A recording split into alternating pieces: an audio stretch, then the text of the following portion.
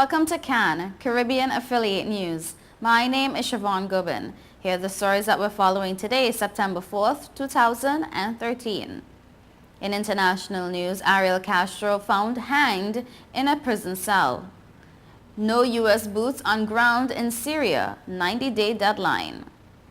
Black boss's N-word rant to black employee costs him, nonprofit $280,000. And South African gold miners go on strike. Details on these headlines and more when we return. Hey, excuse me, if you see me smiling, that's 'cause I'm chilling on Total Caribbean Network.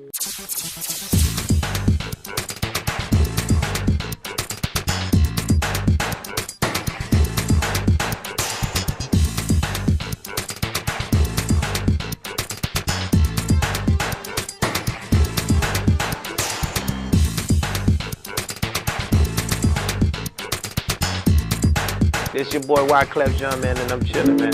Total Caribbean Network. Man, I love their style. Whoa, whoa, whoa, whoa, whoa, whoa.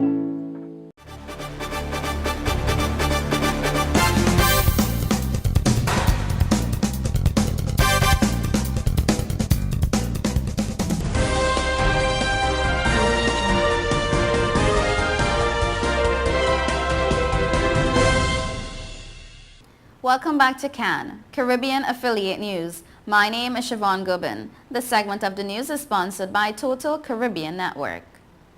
In international news, Ariel Castro, the Cleveland man who kidnapped 3 women and sexually abused them while holding them captive in his home for the better part of a decade, was found dead in his prison cell late Tuesday evening. The 53-year-old committed suicide, officials said, having been found hanging in his cell. Prison medical staff performed CPR, but he was transported to an area hospital where he was pronounced dead. So far, officials have not specified how the inmate, who had been under protective custody because of his notoriety, could have killed himself. Protective custody warrants checks on an inmate every 30 minutes. Castro had been sentenced on August 1st to life in prison plus 1,000 years for kidnapping and sexually assaulting Amanda Berry, Michelle Knight, and Gina De Jesus while holding them captive in his house. He had entered a guilty plea to avoid trial. An attorney for the 3 women told CNN they will not be making a statement about Castro's suicide. The mind state of the kidnapper prior to his alleged suicide is also not clear. Medical and psychological tests are typically conducted for someone who was in Castro's position, although officials haven't commented on their results as yet. When Castro was being held in Cuyahoga County Jail following his arrest in May, his activity had been logged every 10 minutes. However, he was taken off the jail's suicide watch in early June after authorities determined he was not a suicide risk. Castro's attorneys tried unsuccessfully to have a psychological examination of Castro done at the Cuyahoga County Jail, but Castro was housed before he was turned over to state authorities. Following his conviction, his attorney Jay Shilachet told the Associated Press early today. In an interview last month after Castro's conviction, Shilachet and attorney Craig Weintraub said their client clearly fit the profile of a sociopathic disorder and that they hope researchers would study him for clues that could be used to stop other predators. When investigators searched Castro's home following his arrest, they found a handwritten note he had apparently written in 2004 that not only confessed his crime but also indicated he was contemplating suicide. According to a law enforcement source, Castro wrote about his whole life in the note. It stated that he was abused by his parents as a child and that he was raped by an uncle.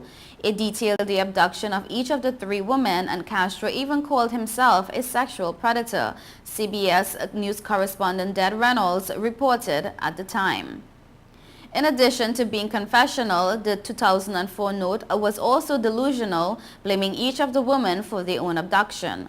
However, it asks that whatever money he has to be donated to his victims in the event of his death.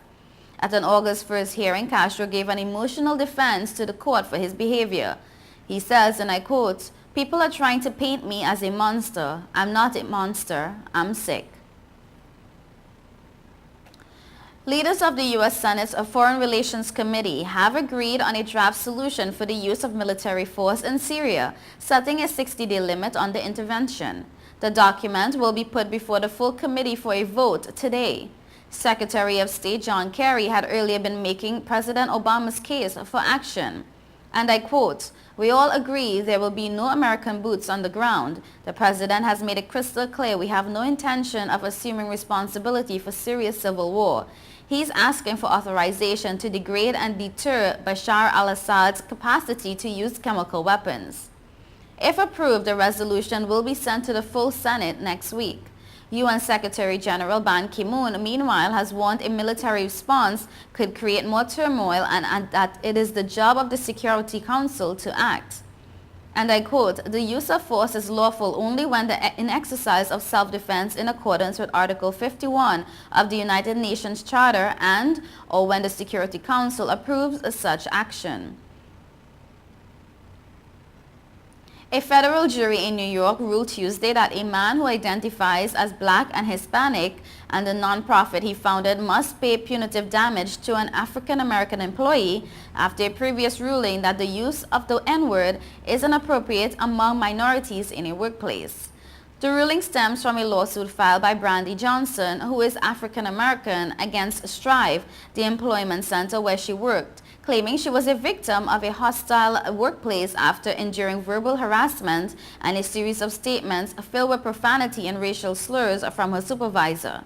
The employment center in East Harlem argued that the use of the word was part of a tough love culture. The jury ruled Tuesday that center founder Rob Carmona must pay $25,000 and his organization must pay $5,000 in punitive damages. Jurors last week awarded $250,000 in compensatory damages to Johnson, 38, who sued Carmona personally, and Strive, which he founded in 1984. Carmona's lawyer, Diane Krebs, issued a statement that said in part, and I quote, "We are disappointed by the verdict as we do not believe that it comports with the full acts applicable to the case. Nevertheless, we respect the jury's decision and the judicial process. We are exploring all our options moving forward, including appeal, and look forward to the judicial process taking its entire course."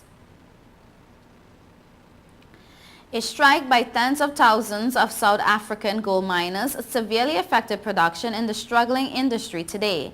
There were no reports of violence, and two mining companies reached a settlement with their workers. The strike started Tuesday evening. The National Union of Mine Workers, which says it represents more than 80,000 miners in the gold sector, initially said it was demanding wage increases of up to 60%, about 10 times the offer that was made by gold mining companies. The Chamber of Mines, which represents industry employers, said gold producers Pan-African Resources and Village Main Reef had reached agreement with union leaders at two mines for wage increases of up to 8%. And I quote, "that the producers and the unions can find one another in the interest of preserving these operations indicates our mutual desire to achieve an affordable and sustainable element," Elise Stridham, the Chamber's chief negotiator, said in a statement. Lesiba Sishoka, spokesman for the National Union of Mine Workers, said the two settlements would not have had an impact on protests at other mines.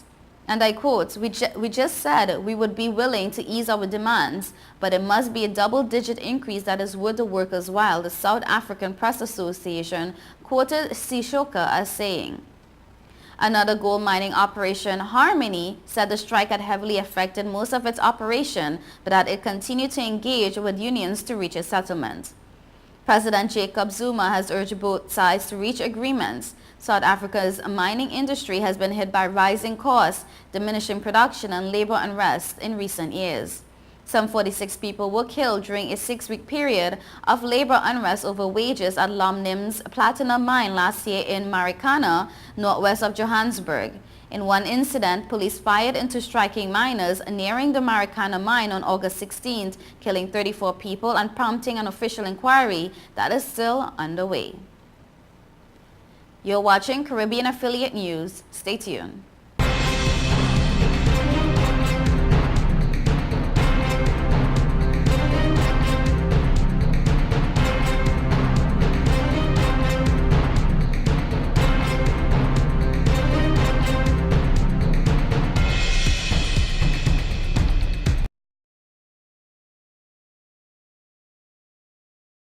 Since we announced Sign and Drive with zero out of pocket and low monthly payments, cars been flying out of Bronx Honda at a record pace. Whoa! New Accord with zero out of pocket for $249 a month, or new Civics just $199 per month, or save thousands with 0% financing. You never had to leave the Bronx to get the best price on the Honda. Bronx Honda guarantees the lowest price in the Bronx. Bronx Honda, East Tremont Avenue. Visit BronxHonda.com.